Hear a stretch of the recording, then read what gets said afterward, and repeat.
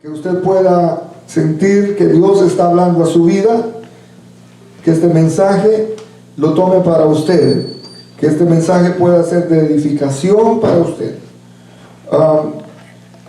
Me gusta mucho salir de la ciudad, me gusta mucho ir a los campos y ver cuando la gente que está trabajando, especialmente para el norte de acá de California, se ven muchos viñedos, se ven muchas vides y se queda uno asombrado la cantidad, la exageración que hay de esas plantaciones. Unas son para comer, en lo que le llaman de mesa, uvas de mesa, pero hay otras que son especiales para el vino. Y es interesante cómo los agricultores especializados en esta clase de cultivo saben perfectamente el clima, el tiempo, el terreno en donde se van a cultivar. Ojalá que usted sea un buen terreno. Ojalá que usted sea donde el Señor pueda plantar buenas vides y usted dé buenas uvas. Usted puede dar buen fruto. Y de eso se trata esta mañana. Hay muchos detalles que se tienen que tomar en cuenta para esto. En un momento lo vamos a ver. Pero el hecho de ir, y me gusta ver esto, es precisamente porque cada cultivo tiene su profesionalidad, su especialización. Y muchas veces nosotros solo miramos los cultivos, pero no sabemos todo el trabajo que conlleva el que esas personas están trabajando. Y están trabajando como Dios también está trabajando en nuestras vidas. Y quiero tomar para base de esto el capítulo 15 del libro de Juan, y el versículo 15 dice: yo soy la vid verdadera y mi Padre es el labrador. Todo pámpano que en mí no lleva fruto lo quitará, y todo aquel que lleva fruto lo limpiará para que lleve más fruto. Señor, te damos gracias. Esta palabra, Señor, ha sido de bendición durante miles de años. Pero, Señor, que esta palabra se haga realidad en nosotros, que se vuelva rema, que podamos nosotros salir beneficiados de tu palabra, que tu Espíritu Santo nos ayude, que tu Espíritu Santo nos guíe, nos ilumine, para que podamos entender esta palabra en lo que nuestro Señor Jesucristo quiere, que nosotros como sus discípulos demos el fruto que Él espera en su viña. Nosotros somos la plantación de Él. Nosotros somos sus vides y Él ha puesto en nosotros cosas preciosas para que podamos dar fruto. Gracias, Señor. Amén y amén. Jesús es la vid verdadera. Ese es el título de este mensaje. Él dice: yo soy la vid verdadera. Hay mucho yo soy en la palabra, y cuando es yo soy, es Dios mismo. Usted dice: yo soy la puerta, yo soy el agua, ¿verdad? Y aquí dice: yo soy la vid verdadera. El Señor está en todavía había fiesta, cuando había celebrado con sus discípulos la Santa Cena. Era una fiesta y también una despedida, porque ahí fue donde se instituyó la Cena del Señor. Ese diálogo tiene durante la Cena de la Pascua, en el capítulo 13.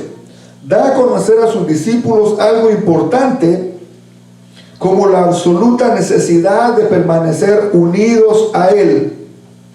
Para hacerse más comprensible, toma algo que ellos conocían, algo que ellos estaban familiarizados, y Él les pone de ejemplo la vid. La vid es la planta, ¿verdad?, que produce uvas, y una colección de vides es una viña, es una plantación de vides. Entonces, ellos ya sabían. Después de la cena, ellos ya sabían lo que era el vino, ya sabían de dónde venía. Y el Señor hace una analogía de esto que ellos ya sabían. Y Jesús les dice a ellos: yo soy la vid verdadera y mi Padre es el labrador. Cuando Él dice yo soy la vid verdadera, era porque también en el Antiguo Testamento ya habían habido unas similitudes a cuando los profetas habían hablado, viendo cómo Israel se consideraba como una viña de Dios Y sin embargo, Dios, habiendo puesto cosas buenas, especiales, esas vides, esas viñas dieron uvas silvestres. Y entonces no es nada nuevo, porque vemos que Dios estaba haciendo una comparación del pueblo de Israel como una viña, y sin embargo el pueblo de Israel dio uvas silvestres. Dios está a través de los profetas, lo vemos en Jeremías, lo vemos en Isaías, y en Isaías especialmente él se detiene y muestra una parábola, que es la única parábola que se menciona en el Antiguo Testamento, y es una parábola de la viña. ¿Y qué es lo que dice? Que él preparó la viña, la despedró, puso una torre, puso un lagar en medio de ella, y al final de cuentas la viña dio uvas silvestres. Qué desilusión entonces para un agricultor que ha preparado, que ha despedregado, que ha quitado la mala hierba, que ha puesto abono, que ha puesto tantas cosas, y que al final de cuentas la viña que él esperaba, porque dice que puso vides escogidas, y al final de cuentas dio uvas silvestres. Creo que para todo agricultor sería un desánimo el hecho de estar esperando buenos frutos y que la vid dé uvas silvestres. Las uvas silvestres son unas uvas tan ácidas que nadie se las puede comer. Usted come uvas silvestres y de verdad usted lleva una mala experiencia porque no tiene buen sabor. Eso es lo que pasó en el Antiguo Testamento, porque Dios había escogido al pueblo de Israel como su pueblo, como una nación para él, y habiéndole dado todo, habiéndolo protegido, habiendo provisto para él todo lo necesario, no dieron el fruto que él necesitaba o que él esperaba que diera el pueblo de Israel. Pero como él sabía perfectamente, tenía preparado para esto también a nosotros como gentiles. Dice la palabra que a los suyos vino y los suyos no le recibieron.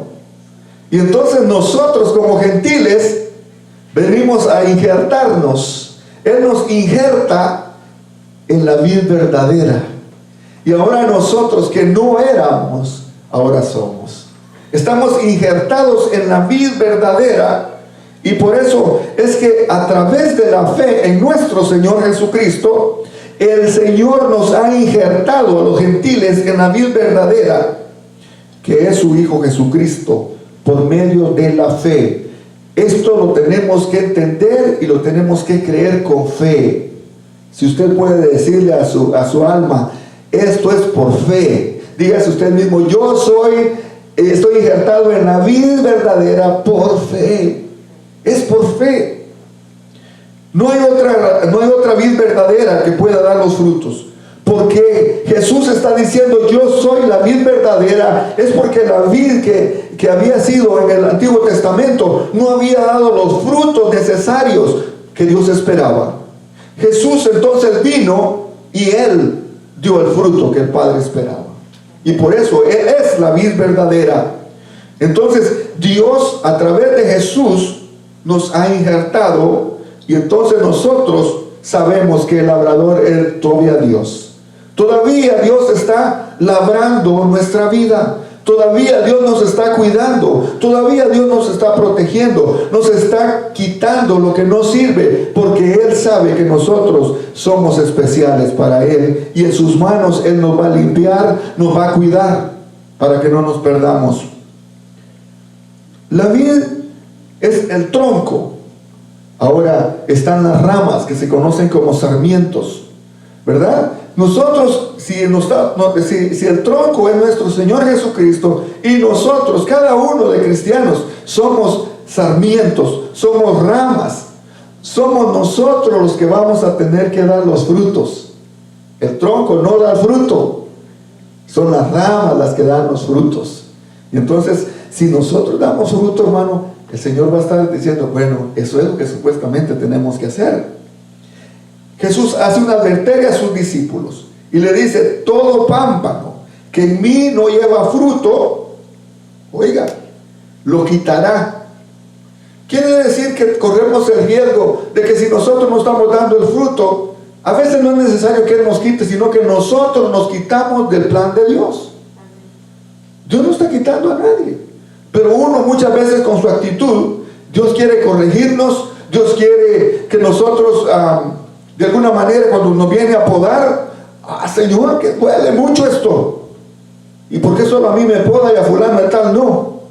Es porque Dios tiene un trato especial por cada uno de nosotros, y Él está sabiendo de que cuando nos quita cosas, cuando nos está podando, es porque Él quiere que nosotros demos más fruto.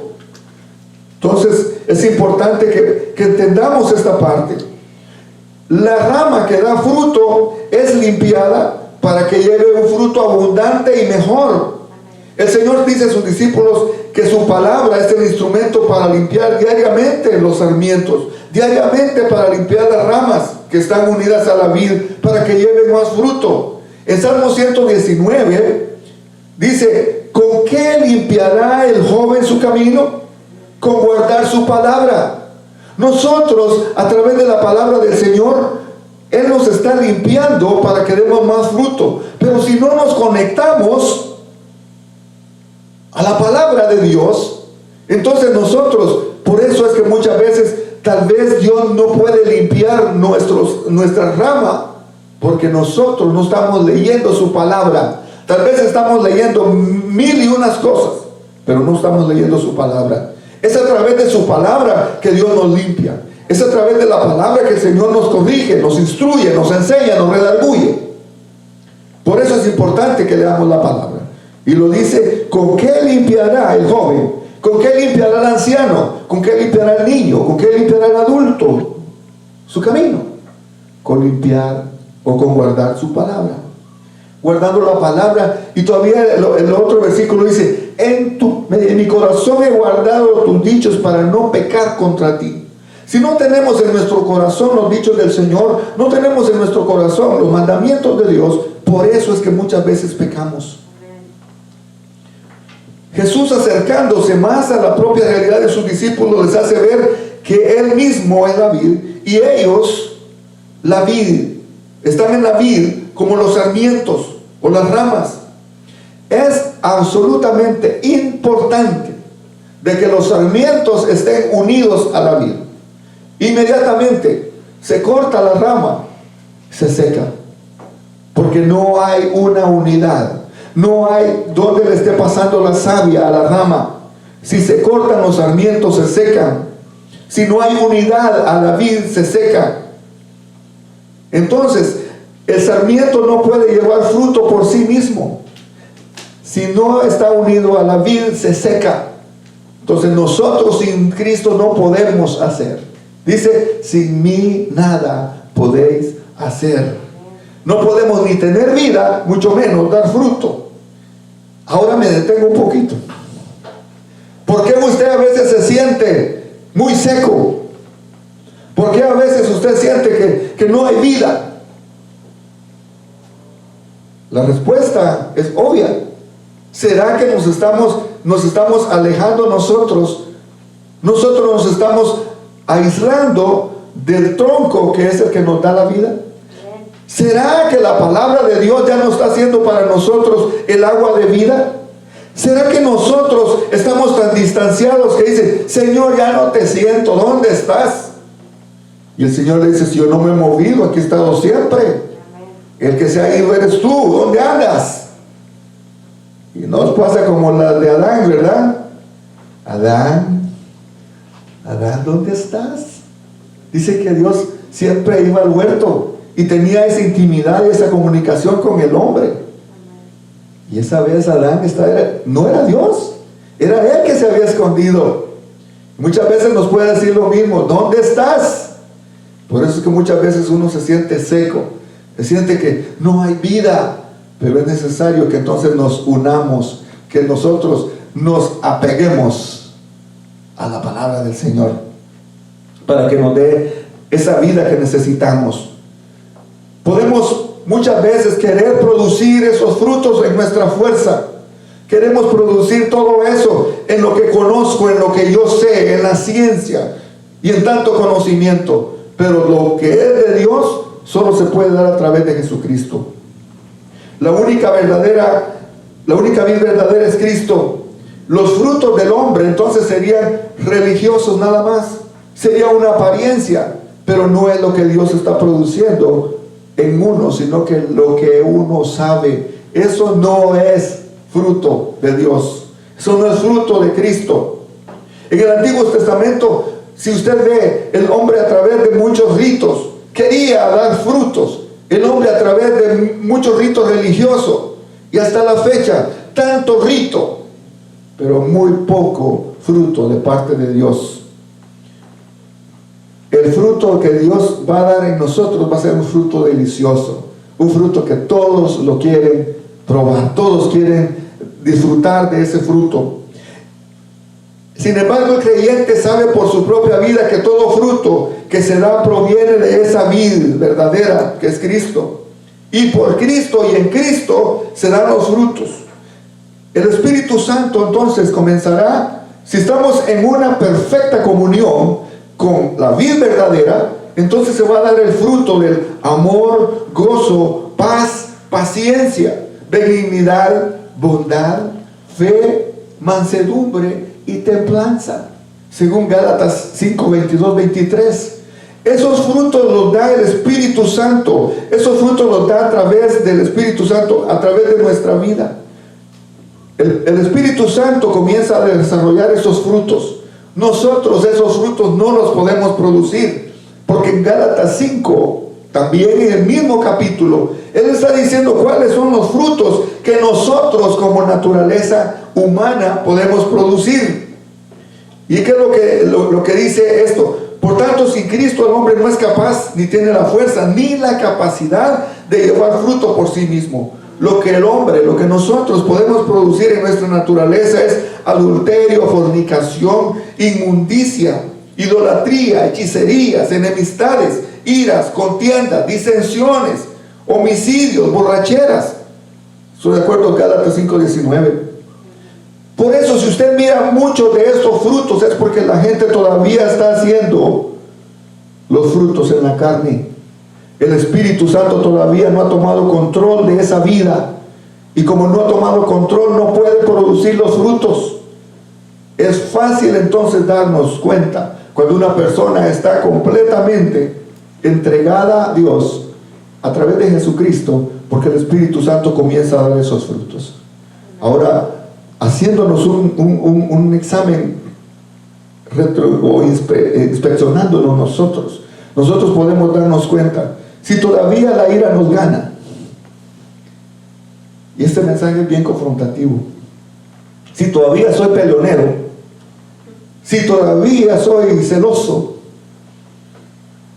es que protejo lo mío.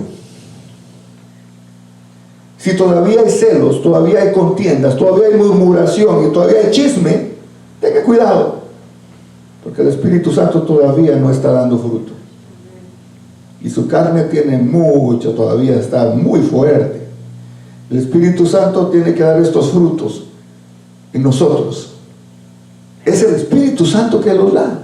El gozo no lo produce usted, el gozo lo produce el Espíritu Santo. La paciencia la produce el Espíritu Santo. El amor lo produce el Espíritu Santo. La benignidad todavía la produce el Espíritu Santo. La bondad, la fe, la mansedumbre y la templanza. El dominio propio lo produce el Espíritu Santo. Si todavía no tengo dominio propio, tengo que decirle al Espíritu Santo, rindo mi voluntad, y que tú comiences a dar esos frutos. ¿Sabe usted que la mansedumbre es poder bajo dominio? Esa es la mansedumbre. Jesús era un hombre manso, porque él tenía el poder. ¿Usted cree que no hubiera podido decirle que se los consuma la tierra, el cielo, y que se los trague la tierra? Lo hubiera podido hacer. Pero sin embargo ese poder lo tenía bajo dominio, y él fue un hombre manso. Entonces estos frutos, hermanos, es necesario que los demos, porque si estamos pegados a la vid, nosotros no solo tenemos vida, sino que también podemos llevar fruto. Los designios de la carne son enemistad contra Dios. Todo lo que usted desea hacer en su carne va en contra de Dios. Lamentablemente, hermano, esta es una naturaleza que vamos a luchar hasta que nos muramos. Esta es nuestra naturaleza pecaminosa. Esto es lo que nuestra carne produce. Pero tenemos que dejar que Dios comience a producir frutos de lo que Él quiere que nosotros demos. Los frutos que se dan entonces es lo que quería Dios en el pueblo de Israel. Nosotros como iglesia lo podemos dar en este tiempo. Jesús no quiere o no quería que sus discípulos cayeran en la autosuficiencia religiosa. Por eso dice claramente: el que en mí no permanece será echado como un pámpano y se secará, y lo recogen y lo echan en el fuego y arde. Él no quiere que nadie se pierda, sino que todos procedan al arrepentimiento. Él todavía está trabajando con usted y conmigo. Todavía nos está limpiando. Todavía a través de su palabra nos está exhortando, nos está animando para que permanezcamos junto a la vida verdadera. Es el riesgo que se corre de no permanecer en Cristo. Es lo mismo que le pasa a la rama si la cortan de la vid. Y después que se seca, lo único que puede hacer es decirle agarrarla, meterla al fuego, ¿verdad? Pero qué tristeza que teniendo la oportunidad de ser una buena rama que produzca fruto, más bien se seque y que sea quemada. Mateo 13:41 dice: enviará el Hijo del Hombre a sus ángeles y recogerán de su reino todos los que sirven de tropiezo y a los que hacen iniquidad, y los echarán en el horno de fuego. ¡Ay, qué tremendo! Todos los que sirven de tropiezo. Oiga, muchas veces nosotros, hermanos, tenemos que evaluarnos si nosotros estamos siendo de bendición o si nosotros somos piedra de tropiezo. Dice la Biblia, oiga lo que dice la Biblia: es bueno que vengan tropiezos, pero hay de aquel por quien viene. Va a venir el juicio. Va a venir el juicio. Uno de los tropiezos más sutiles que se le pueden poner al hombre es enseñarle a confiar en sus propias obras y que trate de llegar a una perfección cristiana. Y decirle: tú no necesitas eso. Ya Cristo murió en la cruz del Calvario. Tú ya no necesitas preocuparte tanto. Vive tu vida. Y entramos muchas veces en lo que es el conformismo que estamos viviendo últimamente. Y no nos preocupamos por el fruto que damos. Ya levanté mi mano, ya soy salvo. Y ya no necesito hacer nada. Y una gracia barata que andan predicando. La gracia va acompañada también, como dijo Jesús: si alguno quiere venir en pos de mí, niéguese a sí mismo, tome su cruz cada día y sígame. Esa es la posición del discípulo, que va a negarse a sus deseos, va a negarse a su naturaleza para agradar a quien lo tomó como soldado. Esta parte es la que muchos no quieren. ¿Usted cree que cuando le están cortando las ramas, el dolor que se siente es un ser vivo? Es una planta. Pero si pudiera quejarse, ¡ay! ¡Ay! Por todos lados. Está cortándole las ramas. Muchas veces también así nos pasa con nosotros. ¿Verdad que el Señor nos está quitando? Y nosotros, como podemos hablar, si nos quejamos. Pero es por nuestro bien. Si Dios nos corta algo, alegrémonos, porque Dios todavía tiene cuidado de nosotros. El pámpano no puede llevar fruto por sí mismo, dice Jesús. Si permanecer en la vid, así tampoco vosotros, si no permanecéis en mí, de acuerdo al versículo 4. Este verso nos da la enseñanza que no podemos depender de nuestra fuerza para producir esos frutos.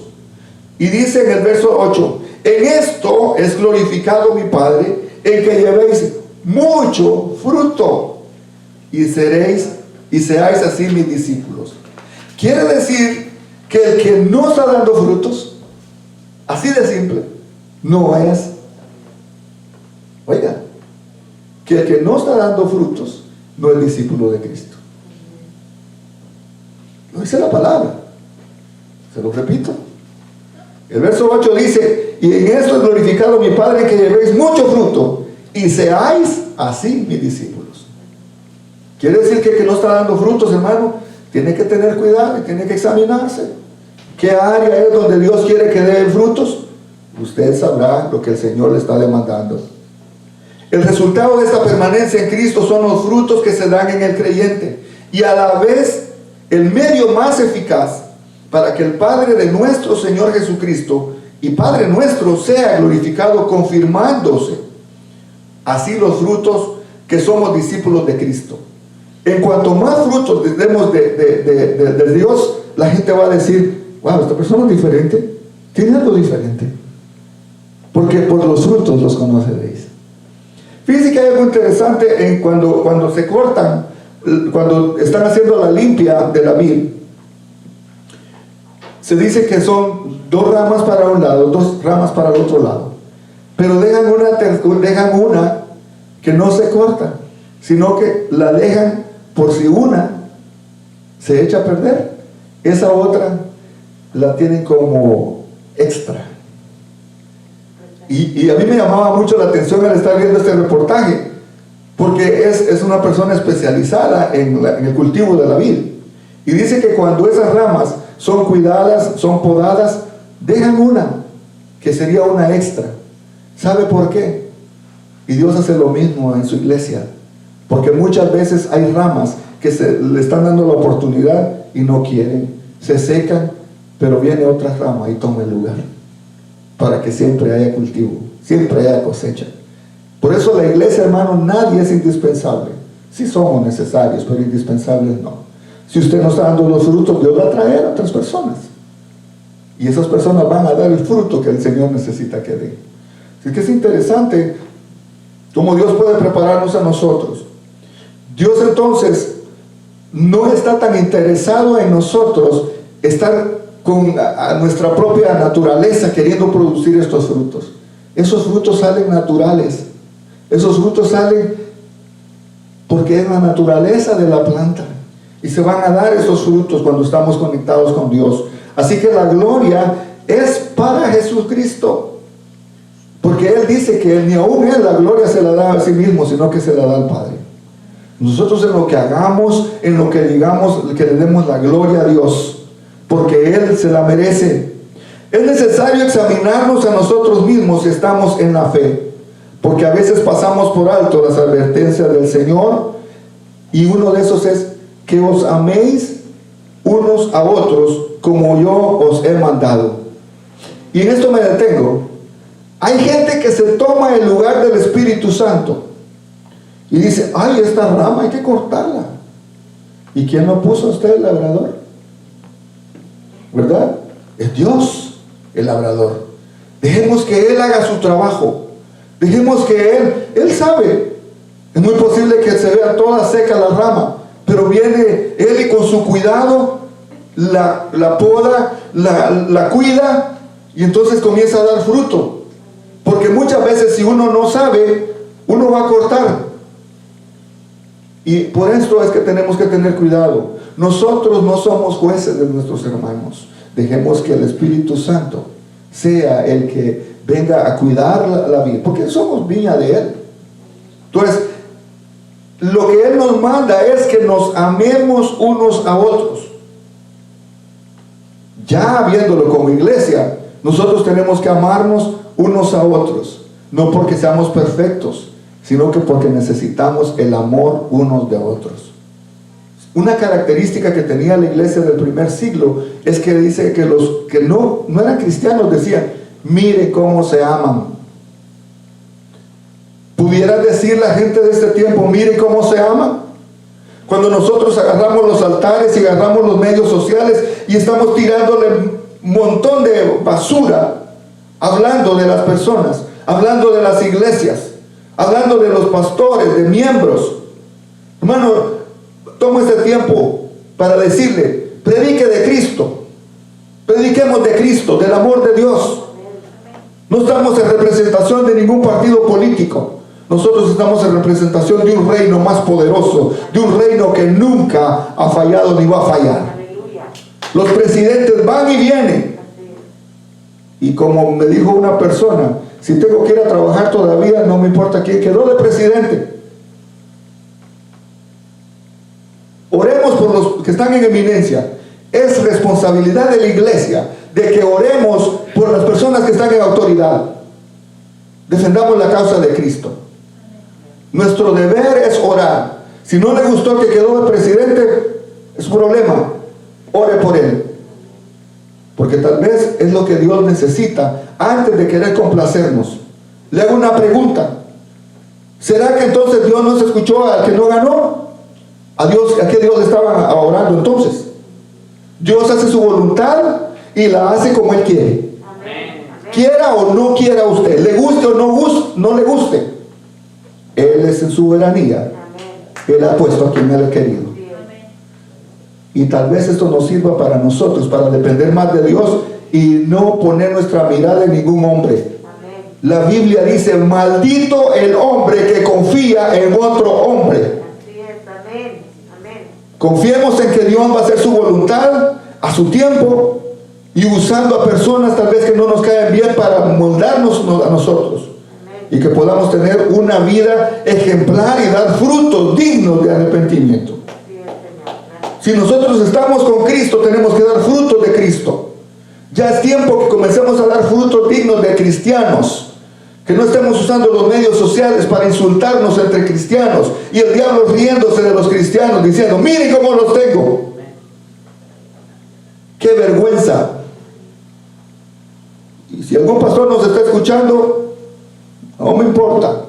La palabra de Dios dice que venimos a predicar el evangelio. No venimos a predicar cosas que no traen beneficio al pueblo de Dios. Que traigamos unidad, hermanos, estamos llamados a ser uno en Cristo. No importa dónde se reúnan, somos hermanos en Cristo. Tenemos que ayudarnos, tenemos que interceder unos por otros. La lucha no es contra el fulano de tal, es contra el diablo. Dice la palabra del Señor que no tenemos lucha contra sangre ni carne, sino que contra principados, contra gobernadores, contra potestades de maldad. Esos son nuestros enemigos. Pero muchas veces eso es lo que menos hacemos, porque estamos viendo y criticando y echándonos basura unos a otros. Bendigámonos unos a otros, bendigamos nuestros ministerios. Que en este tiempo de pandemia podamos levantar el nombre de Cristo en alto. No me he salido del tema, no se preocupe, porque es parte del fruto que se está viendo en este tiempo. La Biblia dice que donde está nuestro tesoro está nuestro corazón. Si nuestro corazón no está en el Señor, por eso es que estamos haciendo muchas cosas que a Dios no le agrada. Tenemos que venir a la palabra y tenemos que comenzar a dar frutos dignos de arrepentimiento. Frutos que a Dios le agraden, frutos que sean para que la gente pueda disfrutar. Muchos están hablando de todo esto, hermano, y da tristeza cómo cristianos se expresan de otros cristianos. ¡Qué malo! El enemigo está... ¿Sabe lo que dice la palabra? El enemigo vino para matar, robar y destruir. Y él está destruyendo a muchas personas con esto. Tengamos cuidado, no ser parte de esto. Porque la palabra dice que oís unos a otros como yo os he amado. ¿Podemos llamarnos discípulos de Cristo y no amarnos como Él nos ha amado? Me pregunta, ¿verdad? ¿Podemos decir que somos discípulos de Cristo y odiándonos y hablando mal de nuestro hermano? Si eso es de nuestros hermanos, ¿qué vamos a hablar de los que no son? Este mensaje es confrontativo, hermano, pero estoy hablando de la palabra, porque que esos son los frutos en que nos va a conocer la gente que no conoce del Señor. Por eso dice, la respuesta es de Cristo, dice, el que permanece en mí y yo en él, este lleva mucho fruto, porque separados de mí, nada podéis hacer. Todo esto lo dice el Señor a sus discípulos en intimidad. Estaban solo sus 12 discípulos. Y se lo está diciendo, como dice, si no guardan ustedes, si no se mantienen unidos, no va a poder haber fruto, no va a poder sobresalir, no vamos a poder conquistar. Napoleón Bonaparte dijo, divide y conquistarás. Si estamos divididos como iglesia, ¿cómo podemos conquistar? Si estamos divididos como hermanos, ¿cómo podemos abrazarnos unos a otros? ¿O será que también en la iglesia vamos a tener que pintar de azul unas bancas y las otras de rojo? Pregunto, y a los hermanos que estén escuchando por el internet, no les estoy dando ideas. Unámonos para que en el nombre del Señor podamos salir de todo esto y que podamos conquistar, que podamos ver que estos 4 años, que sean 4 años de servicio al Señor, 4 años de dar buen fruto, 4 años de que la gente pueda decir: wow, esta iglesia ha sido de bendición para mi vida.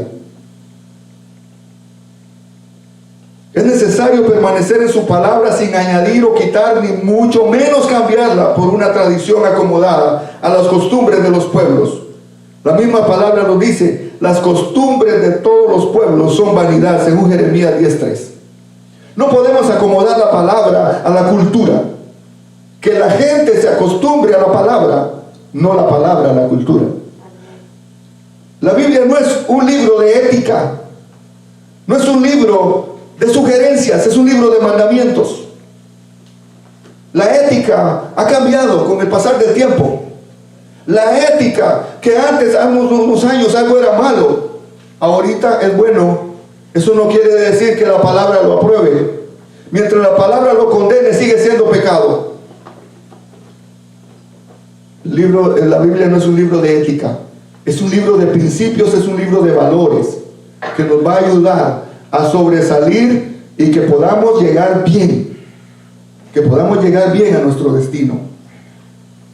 Vamos a ir terminando este mensaje. Esto es lo que el Señor dice, que no se debe olvidar en ningún momento para poner en riesgo una elección que Él la hizo, no nosotros. Él nos ha elegido a nosotros. Nosotros no elegimos al Señor, Él nos eligió a nosotros. Muchas personas hacen más énfasis en su determinación por Cristo que el hecho de la gracia que Cristo nos haya elegido. Usted no puede decir: el día que yo elegí a Cristo, el día que Él lo eligió a usted, el día que Él puso sus ojos en usted, no mereciendo su perdón y su misericordia, ese día digo: somos afortunados porque Él nos eligió. Debemos decir nosotros: qué afortunado soy porque Dios me eligió, no valiendo nada. Haga de cuenta que ustedes están entregando, estaba hablando la vez pasada, estaba hablando de lo que es el carbón y lo que es el diamante, ¿verdad? Y muchas veces Dios nos mira como un carbón y la gente no mira ningún atractivo en nosotros. Y dice: ¿pero qué le mira a ese pedazo de carbón? No tiene ni siquiera brillo ni nada. Pero Él sabía que usted es un diamante. Y Él sabía que si usted lo cuida, lo pule y hace tantas cosas, usted llega a tener valor. Y eso es lo que hemos sido para el Señor. Somos un diamante. Tenemos valor en el nombre del Señor. Y esta es la realidad que podemos decir nosotros, que Él nos eligió. Entonces somos afortunados. Si somos conscientes de esta elección por gracia del Señor, también seremos más prudentes si permanecemos fiel a Él, pues Él es quien nos ha elegido. Que no se nos suba el humo a la cabeza y creernos la última Coca-Cola del desierto. Yo me voy, esa iglesia se va a terminar. No se preocupe, Dios va a traer otra persona idónea. Dios sabe lo que necesita y a nosotros nos está capacitando. Si nos eligió es porque Él sabe que nosotros tenemos el potencial para hacerlo. Él sabe que nosotros podemos y Él nos ha confiado este ministerio, Él nos ha confiado este proceso a nuestras manos. En conclusión, yo podría decir esta mañana: Dios puso en nosotros lo mejor de Él, nos ha dado sus promesas, nos ha dejado el Espíritu Santo para guiarnos. Juan 16:13 dice: pero cuando venga el Espíritu de verdad, Él nos guiará a toda justicia y toda verdad. Nos ha dejado su palabra para alumbrarnos. Salmo 119:105 dice: lámpara es a mis pies tu palabra y lumbrera a mi camino. Si usted quiere andar en la oscuridad es porque quiere, pero la palabra la tenemos como lámpara para que nos ilumine. Ya no es tiempo de tropezar, es tiempo de que nosotros prendamos la lámpara y que comencemos a caminar en la luz que Él nos da. Él dice: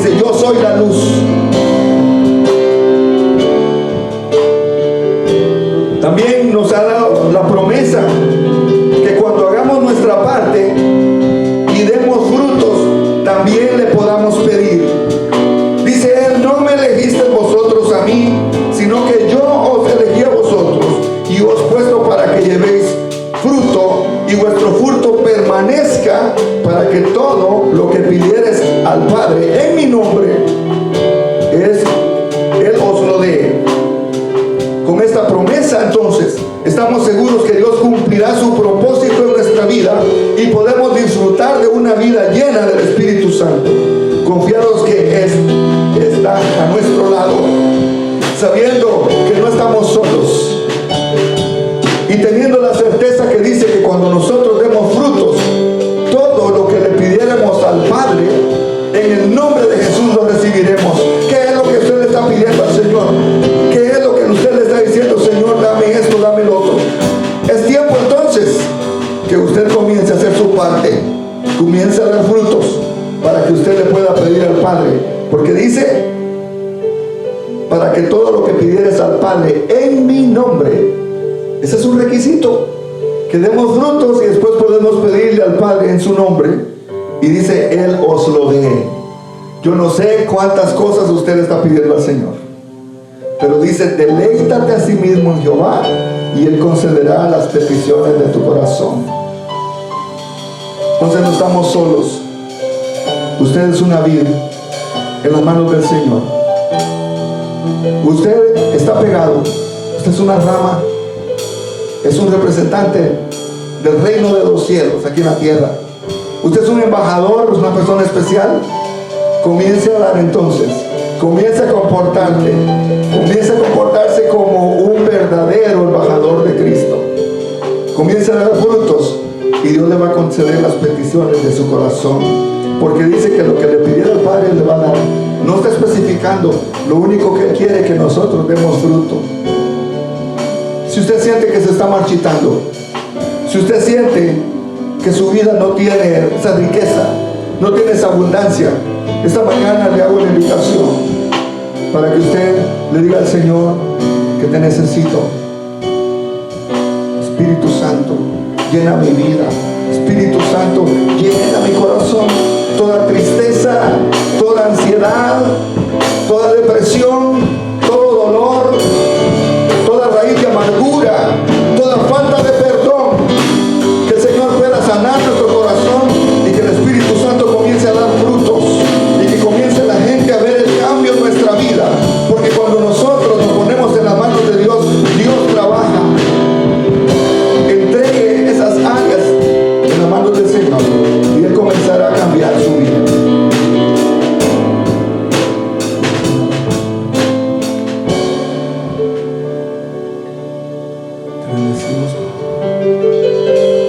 Oro por usted esta mañana. Hacia el cielo, me presento ante ti, hoy mi Señor, para recibir de ti la fuerza y el poder para vivir junto a ti.